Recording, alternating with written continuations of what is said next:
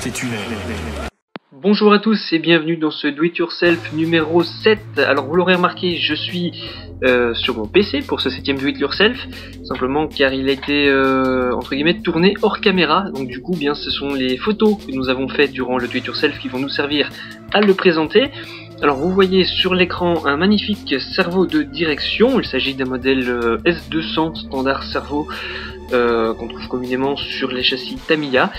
Alors tout simplement, ce cerveau, comme vous pouvez le constater, a des petits soucis au niveau des pattes de fixation qui sont quand même assez bien abîmées. Alors de ce côté-ci ça peut encore aller, mais de l'autre côté il n'y a plus de pattes du tout.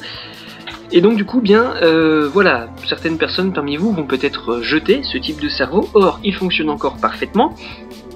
Par conséquent, bien la solution, ça consiste tout simplement à créer un petit support. Alors concernant ce support, différentes méthodes, le plastique, l'aluminium, ou n'importe quel type de métal d'ailleurs, la fibre de carbone éventuellement, ceci dit, on fera généralement avec ce qu'on trouve. Alors personnellement, chez Drift Création, nous l'avons fait en métal. Vous voyez la pièce ici déjà découpée.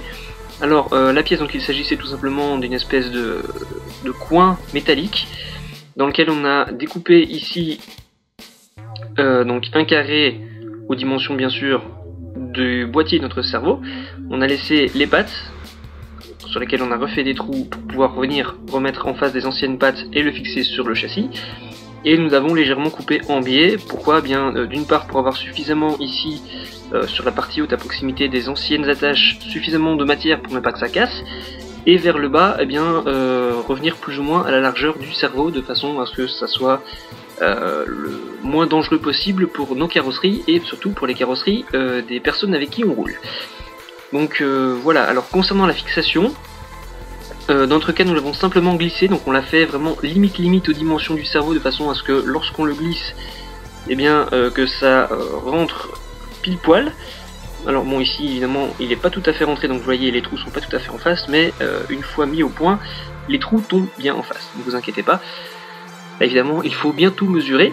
Ceci dit, on pourra éventuellement aussi utiliser un petit point de colle ou autre, éventuellement, ça peut servir. Alors, dans notre cas, donc, on n'a pas mis de colle, on a juste serré comme ça, et il ne serait pas bougé, simplement il est monté sur un châssis sur lequel il y a une traverse qui revient juste ici derrière, par conséquent il serait très peu bougé. Et avec les des pattes de fixation d'origine qui restent, eh bien il est bloqué. Néanmoins si les pattes avaient été totalement cutées, là il aurait fallu quand même qu'on le colle. Donc vous le voyez ici presque finalisé. Et donc voilà, vous voyez ainsi le avant-après. Et je vous rassure, eh bien ça fonctionne après mise au point. Puisque, voilà, je vais vous mettre en grand, voici les tests que nous avons effectués avec notre châssis. Il s'agit de notre nouveau châssis MST, nouveau qui est d'occasion, mais il est nouveau pour nous. Un triple XD Pro à moteur avant, et vous le voyez, il n'y a pas de problème. La voiture réagit comme on le souhaite, elle suit la trajectoire qu'on lui donne, sans le moindre problème. Si vous voulez d'ailleurs voir le reste des vidéos, eh bien elles sont disponibles sur notre chaîne YouTube. On a fait donc la vidéo de test comme ça sous 4 vues. Et bien voilà, c'est déjà ici que se termine ce Do It Yourself numéro 7 consacré à la réparation d'un cerveau de direction. Alors pour ceux qui veulent voir le cerveau monté, eh bien je vais vous chercher tout de suite les photos. Voilà la photo et vous le voyez, notre cerveau qui se trouve ici à sa place habituelle sur ce type de châssis, avec donc la protection métallique qui lui permet de tenir sur le châssis et qui le protège également un petit peu.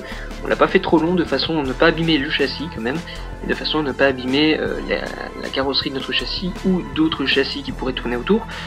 Même si il est vrai que vu l'étroitesse du châssis par rapport à la largeur des voies, ça ne devrait normalement pas poser trop de problèmes. Vous voyez ici en plan un peu plus rapproché. Donc voilà, le système est parfaitement fonctionnel. Allez, sur ce, bye bye, ciao.